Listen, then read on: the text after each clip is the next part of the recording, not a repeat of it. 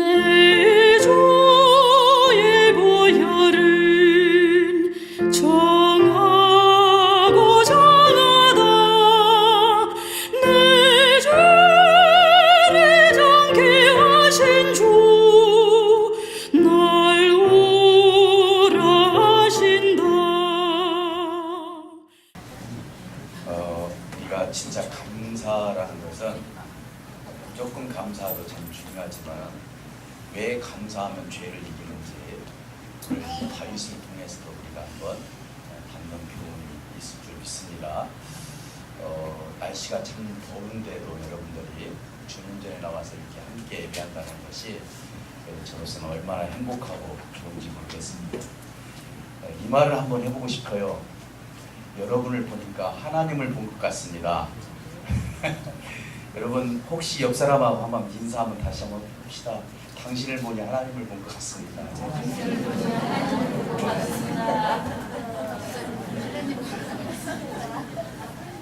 예, 할렐루야, 감사합니다. 오늘 이 본문 말씀을 보면은요, 다윗이 왕이 된 후에 치명적인 실수를 하는 모습을 보게 됩니다. 아마 이 오늘 읽은 내용은 우리 크리스찬들에게도 다윗이 어떻게 그렇게 할 수 있었을까, 또 때로는 이해가 되지 않는다, 이렇게 이야기를 할 수도 있습니다. 그리고 또 세상 사람들도 다윗이 이러한 죄를 지었다는 것을 믿지는 않지만, 하나님을 믿지는 않지만 이런 내용은 어느 정도 알고 있는 것 같습니다. 그러나 다윗의 모습 속에 과연 다윗만 잘못했다고 우리가 그 다윗을 비방할 수 있는 우리인가? 어떻게 보면은 자기의 어떤 남편을 죽이고 그리고 나서 그 아내를 취했다는 것은 오늘날로 보다는 있을 수 없는 일입니다. 그리고 다윗이 아내의 수가 적은 것도 아닙니다. 다윗이 가지고 있는 것이 적은 것도 아닙니다. 수많은 것을 누리고 하나님께서 그렇게 많은 것을 허락해 주셨는데도 불구하고 왕이 된 후에 치명적인 실수를 했고, 또 이것을 통해서 하나님께서 나단 선지자를 통해서 지적해 주시는 이 장면을 놓고 봤을 때 과연 우리 다윗의 죄만 가지고 우리가 논할 수 있을까? 그럼 과연 우리는 현재 어떤 위치에서 하나님을 섬기고 있을까?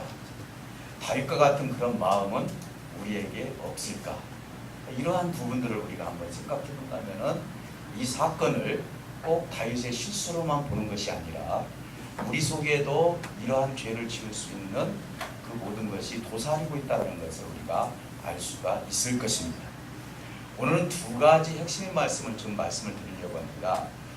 사실은 이 나단 선지자라는 분이 저는 이 말씀을 연구를 하면서 굉장히 훌륭하신 분이라는 것을 다시 한번 재조명을 해봤습니다.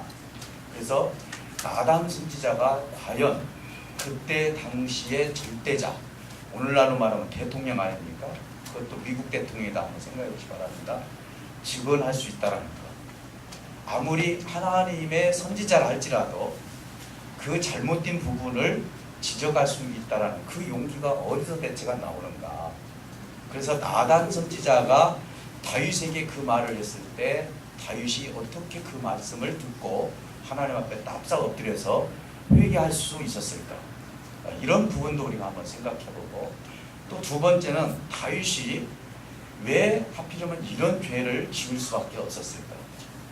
이 나단 선지자와 다윗을 좀 매치를 시켜서 다윗이 죄를 지을 수밖에 없었던 배경과, 그리고 나단 선지자가 그때 당시 절대자인 왕에게 이러한 말들을 직언했다는 사실에 대해서 오늘 우리가 주는 교훈을 한번 다시 한번 깊이 묵상해 보도록 하겠습니다. 다윗은 왕이 된 후에 전쟁터에 나가는 일이 점점 줄어들기 시작을 합니다.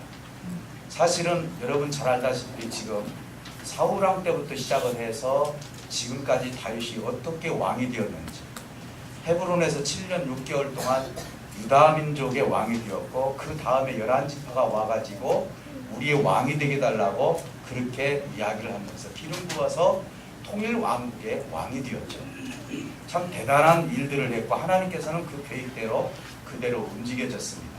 어떻게 보면은 여유가 생기기 시작합니다. 자기를 추종하고 존경하고 지금까지 살아왔던 모든 것들을 많은 백성들이 다윗을 쫓으면서 다윗을 존경해 주었습니다.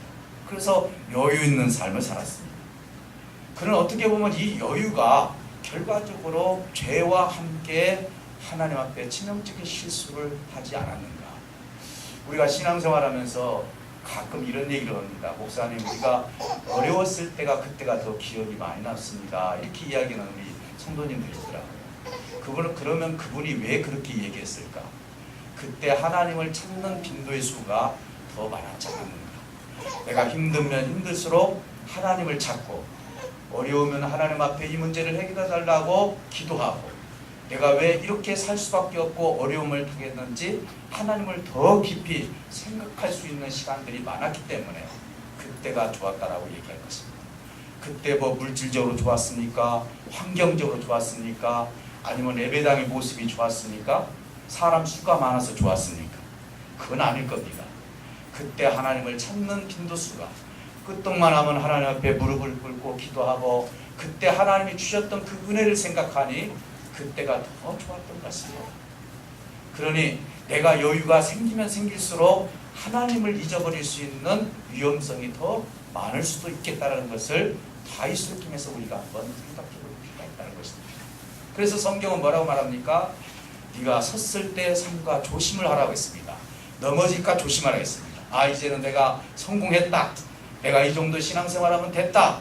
라고 했을 때 사단과 마귀들은 또 귀신들은 우리에게 악을 저지를 수 있는 그런 유혹을 우리에게 줄 수밖에 없기 때문에 오늘 저와 여러분들은 어떻게 주님의 뜻을 이룰지 지난날 어려웠을 때를 한번 생각해 본다면 우리가 하나님을 찾는 일에 게을리하지 않을 줄 믿습니다.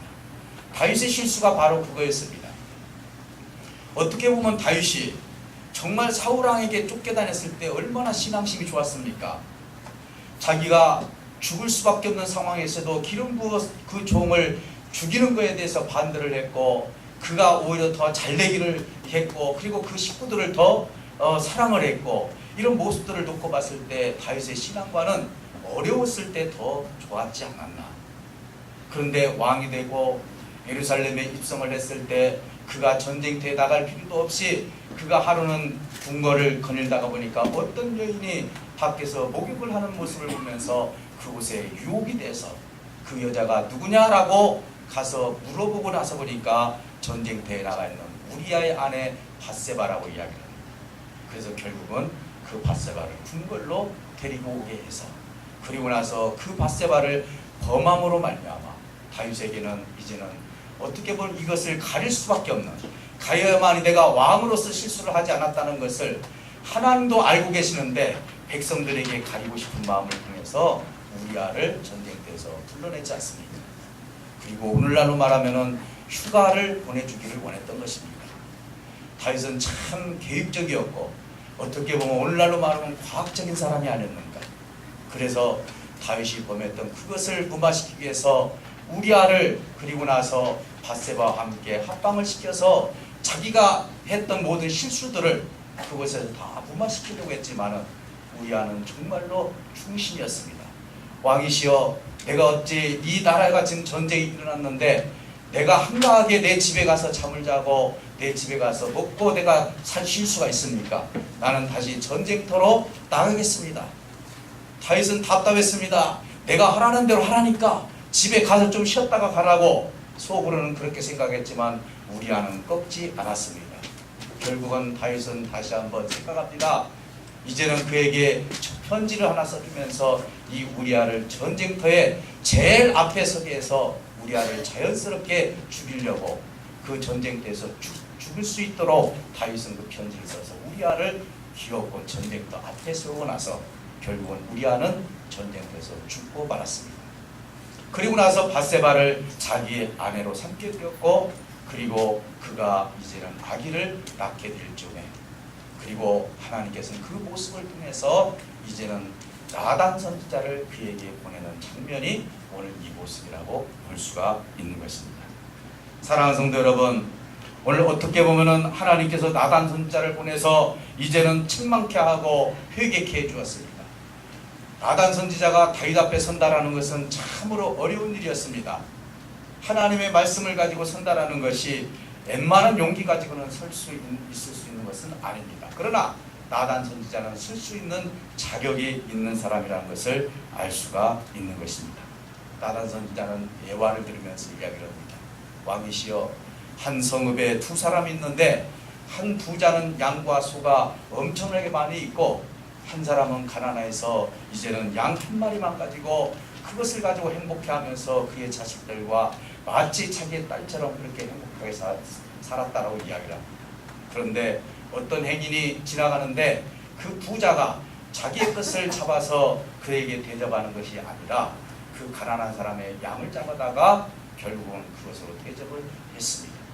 이때 다윗은 분노가 일어났습니다. 노하면서 여호와께 내가 맹세하노니 그 일을 행한 사람은 마땅히 죽어야 할 것이다 라고 이야기합니다. 그때 나단 선지자는 이렇게 얘기합니다. 그 일을 행한 분이 바로 왕이신 다윗 왕입니다 라고 이야기를 합니다. 얼마나 부끄러운 일이겠습니까? 그것을 감추려 했지만 하나님께서는 나단 선지자를 통해서 그 일을 들춰내게 하셨습니다. 이스라엘 하나님께서 내게 이르시기를 다윗에게 이렇게 말합니다. 내가 이스라엘 왕으로 기름을 부어주었다. 그리고 사울의 손에서 너를 구했고 이스라엘과 유다 족속을 너에게 주었고 그리고 많은 것을 너에게 주었고 아내를 주었고 자식을 주었다. 혹시라도 내가 부족했던 것이 있었다면 더 줄 수 있는 것이 여호와 아버지 하나님인데 어찌하여서 내가 이것을 다 주었는데도 불구하고 우리아를 그렇게 전쟁터에 나가서 죽게 했는가. 저는 한번 봤습니다. 왜 다윗이 참 여러 아내를 얻게 됐는데 하필이면 왜 우리아의 아내 밧세바를 범한 것에 대해서 하나님께서 그렇게 도와주셨을까? 이것은 생명에 직결되었기 때문에 그렇죠. 전쟁터에 나가기 위해서 그 남편을 죽게 했던 것이 하나님께서는 정말로 참을 수 없는 일이었다는 것을 알 수가 있었습니다. 지금이야 일부 일체지만 다윗도 아내가 많았고 아브라함도 아내가 많았고 그리고 야곱도 아내가 많았고 어떤 분들은 그렇게 얘기합니다. 구약시대 때 이렇게 아내를 많이 거느리고 살았는지 어떤 남자 집사는 참 내가 구약시대 때 태어났다면 오히려 참 일부 다치지로 한번 살아봤으면 이런 얘기도 합니다. 그러나 신약에서는 철두철미하게 일부 일처제입니다. 물론 이 문제를 가지고 왜 그렇게 하나님께서 말씀하시고 그러나 하나님께서는 너 이 여자 얻어라 저 여자 얻어라 한 적이 없습니다. 어찌 보면 그 당시의 문화적인 생활 그리고 자식이 없었을 때는 사람의 몸을 빌려서 자기 자식으로 삼아서 했던 그 시대이기 때문에 하나님께서는 이것을 간과하지 않았는가 이런 생각을 해봅니다. 물론 이 문제에 대해서는 언젠가는 우리가 한번 말씀을 통해서 한번 이야기할 수 있는 기회가 있을 줄 믿습니다. 그런데 내가 이 일을 통해서 여호와의 말씀을 업신여겼다고 이렇게 얘기하면 참으로 심한 말을 합니다. 업신여겼다. 하나님께서 이렇게 심한 말을 했다라는 것은 하나님께서 굉장히 노했다라는 증거인 것입니다. 악을 행해서 우리아를 죽게 했던 것을 하나님께서는 업신여겼다. 아내를 빼앗고 내 집에 그리고 영원한 네가 아내를 빼앗았기 때문에 그리고 그렇게 사람을 죽였기 때문에 너는 그 영원한 집에 너의 후손들에게 칼이 떠나지 않도록 그렇게 하겠다. 그리고 너의 아내도 그렇게 획주에 이 일을 당하게 하겠다. 그래서 여러분 다윗이 쭉 가다 보면 그런 일들을 당하게 됩니다.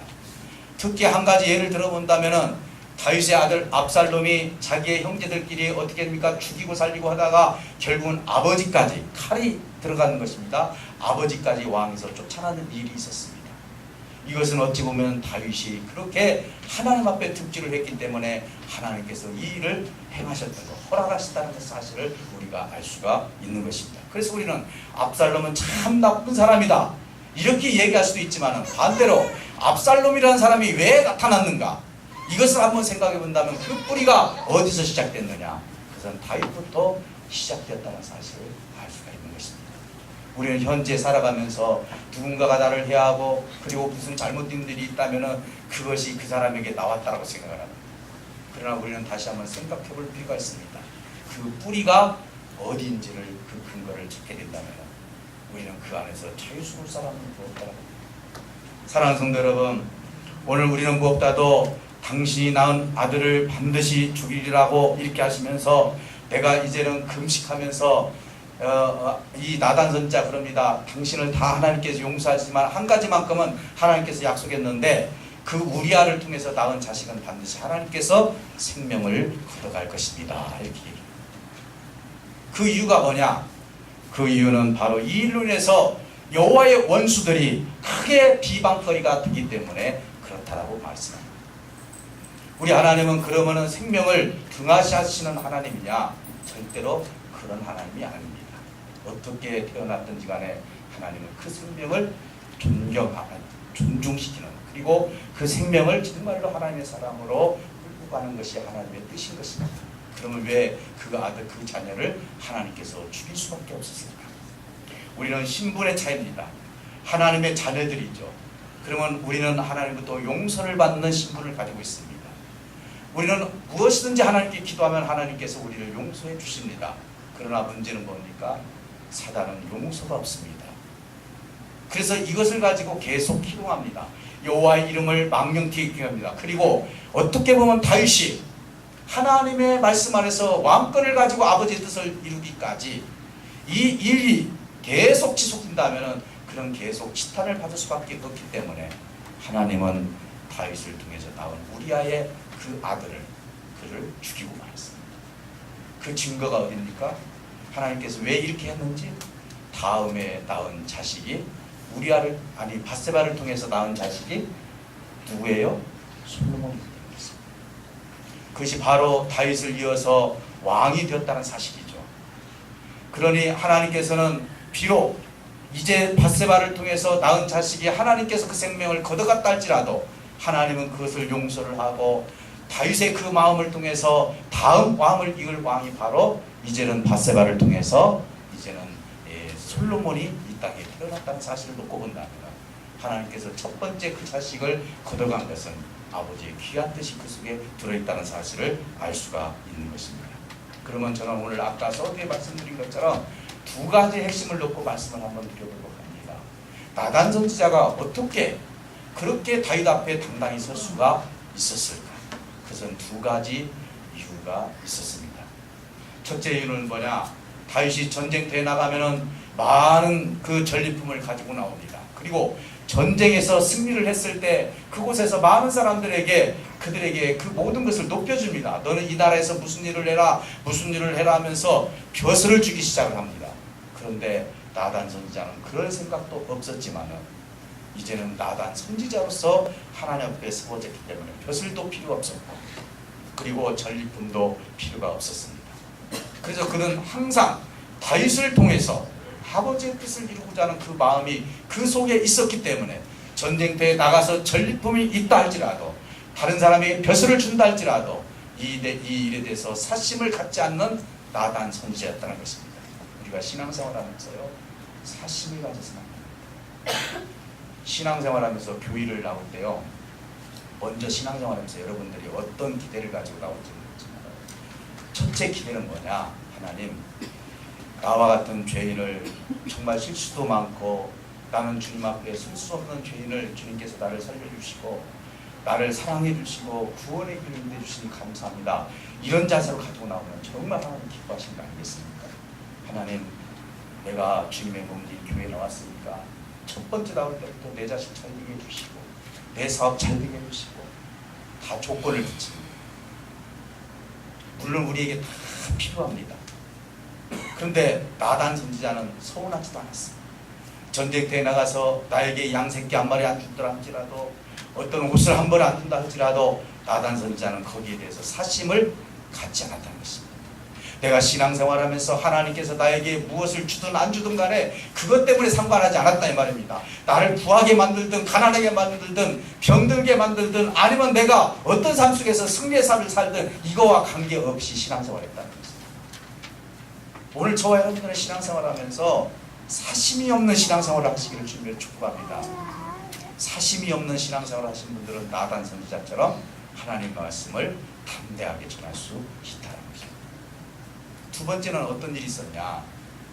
다윗이 왕이 되니까 이제는 그 전에 하나님 앞에 정말로 정성을 다해서 섬겼던 이 왕이 살인을 합니다. 간음을 합니다. 어떻게 보면 그 주변에 있는 사람들이 저 왕이 그럴 수 없는 사람인데 저 왕은 앞으로 꿈이 없는 사람입니다. 그리고 내가 저 사람을 믿을 수가 없다 라고 하면서 주변에 다윗의 인물들이 하나둘 떠나기 시작합니다. 사랑하는 성도 여러분, 그 떠났던 사람 중에 요압이라는 사람도 떠났고요. 여러분 지난번에 얘기했던 아비나답이라고 에봇을 가져오라고 했을 때 아비나답도 다윗을 떠났습니다. 그런데 나단은 어떻습니까? 나단은 떠나지 않았습니다. 다윗 왕이 비록 그런 삶을 산다 할지라도 기름 부은 종이기 때문에 하나님께서 내가 선지자로서 이 나라에 저 왕에게 필요한 사람으로서 나는 그 왕을 떠나지 아니하겠다는 그 마음을 가지고 그가 하나님을 섬기고 다윗 왕을 섬겼기 때문에 그는 담대하게 하나님 앞에 설 수도 있었고 더 나아가서는 다윗 앞에 설 수도 있었습니다. 다윗은 충분히 나단 선지자가 내 앞에서 이런 얘기를 할 수 있는 인물이라는 것을 알고 있었습니다. 만약에 나단 선지자가 뇌물을 좋아하고 서운한 말을 하고 당신이 이런 일을 했으니까 나 잠시 떠나겠습니다를 하고 만약에 다윗 앞에서 그렇게 했다면 다윗이 과연 나단 선지자를 존중할 수 있었을까? 충분히 나단 선지자의 인격을 알고 있었기 때문에 저분이 말하는 것은 하나님의 말씀이라고 다윗은 그렇게 생각을 했습니다. 그리고 나서 무릎을 바짝 꿇게 된 것입니다. 사랑하는 성도 여러분, 나단은 끝까지 하나님의 마음으로 다윗을 따랐습니다. 이기적인 관계가 아니었습니다. 그리고 기대하는 관계가 아니었습니다. 사랑이라는 것이 무엇입니까? 우리 젊은 청년들이 연애를 할 때 제일로 배신감을 느낄 때가 언제입니까? 그건 뭐죠? 이기적인 관계예요. 기대하는 관계가 아니겠습니까? 이기적인 관계, 나에게 이렇게 해주지 않으니까. 그게 사랑입니까? 진정한 사랑은 뭐죠? 나에게 이렇게 해주지 않는다 할지라도 사랑하는 것이 사랑이죠. 그런 사랑이라면 정말로 얼마나 숭고한 사랑이 될 수가 있겠습니까? 우리 주님께서 우리를 사랑해 주실 때 그래 네가 이렇게 살았으니까 저렇게 살았으니까 그렇게 사랑해 주십니까?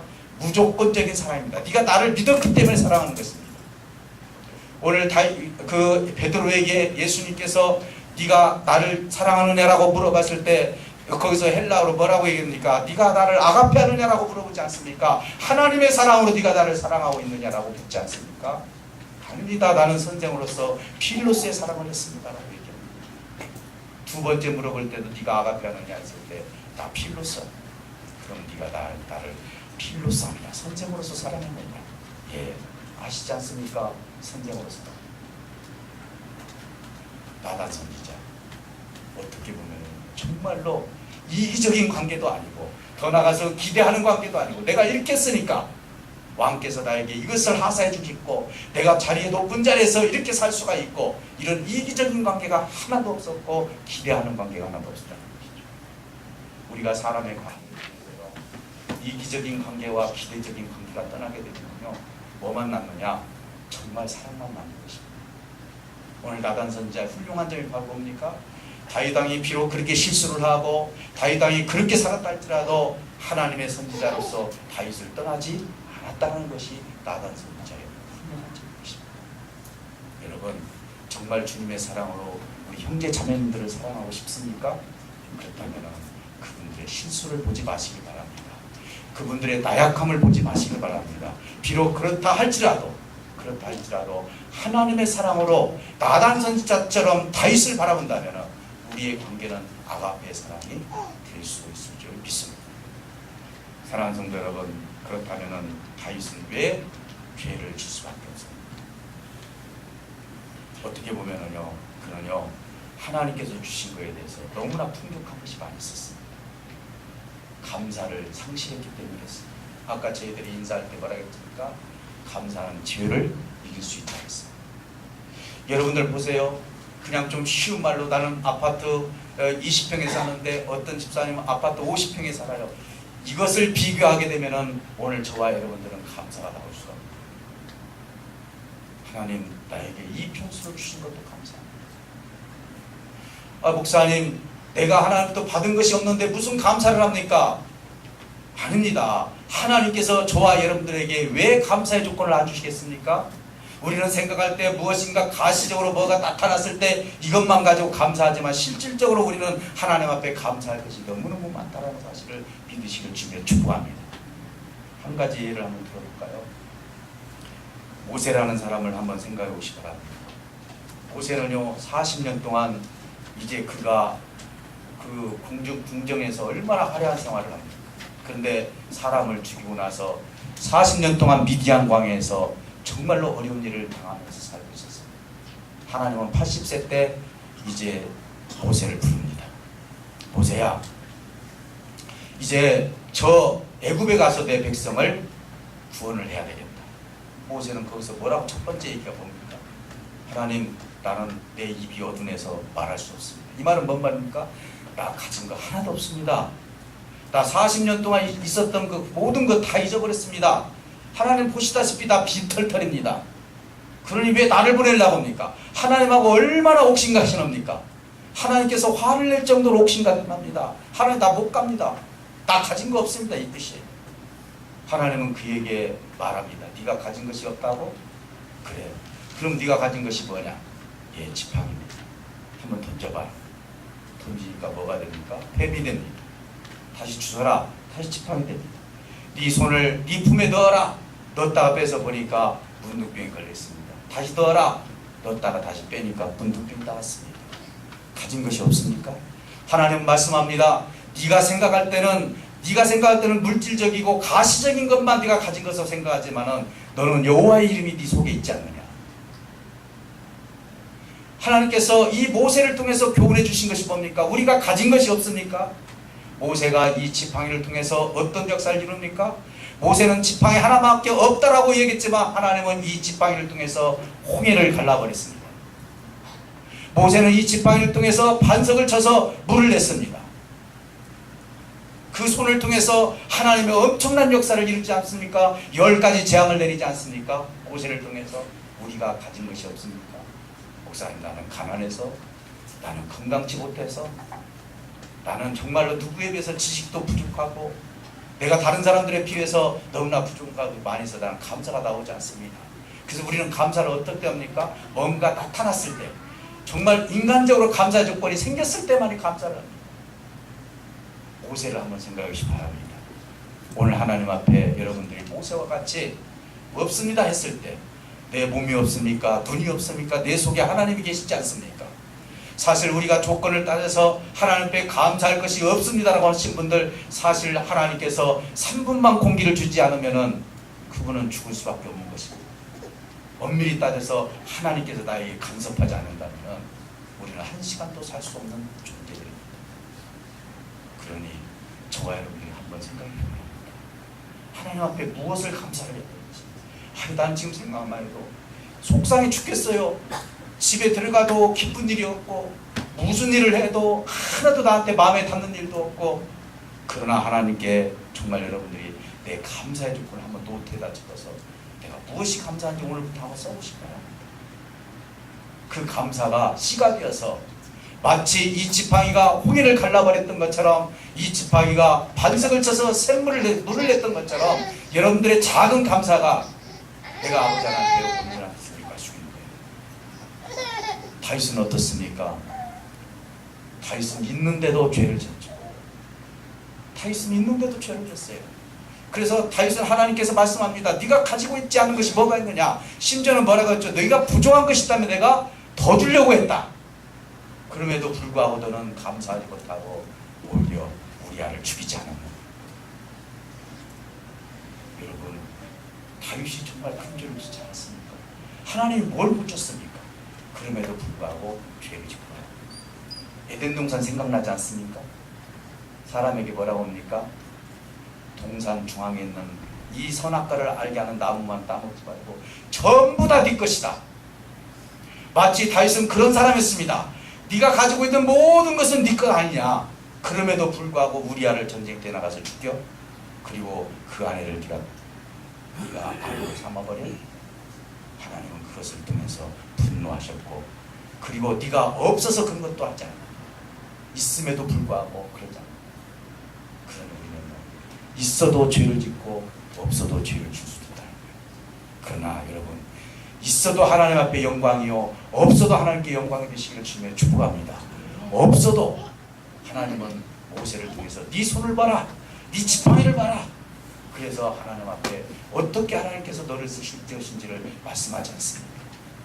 사랑하는 성도 여러분, 오늘 이 시간 우리는 무엇보다도 감사가 상실된다면 우리는 불평과 불만이 생길 수밖에 없을 것입니다. 여러분, 자녀들에게 부모의 마음을 물론지만은 자녀들에게 무엇인가 주었을까요? 자녀들이 기쁘고 어찌할지 얼마나 감사합니까? 예를 들어서 신발을 하나 사주더라도 나이키 사주지 않았다고 그거 갖다 신어가지고 애를 딱 던져버렸다면 얼마나 이 부모의 마음이 힘듭니까? 예. 여러분 보세요. 정말 작은 것이라도요, 부모님들이 무엇인가 자식들한테 주었을 때 이 감사한 마음을 갖게 되면 내가 더 주면 더 줬지 덜 주진 않는다 이 말이에요. 근데 하물며 우리가 있든 없든 간에 하나님께 감사를 모르는 것은 죄가 바로 들어설 수밖에 없다. 감사하지 못하면 불평과 불만이 생기기 시작합니다. 감사하지 못하다 보면 다른 사람과 비교하기 시작합니다. 감사의 조건을 자꾸 내가 찾지 못하다 보면은요, 하나님 자꾸 불평만 왜 나만 이렇게 하냐라고 할 수밖에 없는 것입니다. 오늘 이 말씀을 통해서 정말 어떤 감사를 해야만 죄를 이길 수 있는지, 오늘 다윗과 같은 마음이 혹시 나에게 있지 않은가요? 물론 이곳에 풍성하게 사는 분은 아마 없을 것입니다. 그러나 혹시 하나님께서 주신 만큼 주셨는데도 불구하고 혹시 다윗과 같이 욕심 부리고 또 이것이 없어서 저것이 없어서 하나님 앞에 불평과 불만하지 않습니까? 사랑하는 성도 여러분, 사도 바울을 한번 생각해 보시기 바랍니다. 감옥에 가도 감사하고 매를 맞아도 감사하고 무엇을 해도 다 감사하지 않습니다. 오늘 이 시간 내가 미디안 광야에 있어도 감사하고, 그리고 가나안 땅에 들어가는 과정이라도 감사하고, 어떤 과정 속에서 내가 현재 처해 있는 이 삶 속에서 감사할 줄 모른다면 오늘 우리는 저와 여러분의 죄를 질 수밖에 없는 타락한 존재가 될 수도 있을 것입니다. 그러나 감사가 능력이 되시기를 주님의 축복합니다. 그래서 오늘 이 말씀을 통해서 정말 하나님께서 나를 통해서 어떻게 주님의 뜻을 이룰 것인지 기대하면서 하나님께 항상 감사할 수 있는 저와 여러분들이 되어야 될 줄 믿습니다. 오늘 시간 기도할 때 하나님, 나는 하나님 참 때로는 감사보다도 불평과 불만이 너무 많았습니다. 하나님, 이 시간 내가 가진 것, 우리 가정에 있는 것, 나한테 현재 주어진 것, 이것을 감사로 받을 수 있는 나의 삶이 되게 달라고 여러분 기도하시기 바랍니다. 그렇다면 하나님은 그것을 통해서 그 죄를 이길 수 있는 능력이 저와 여러분들에게 있을 줄 믿습니다.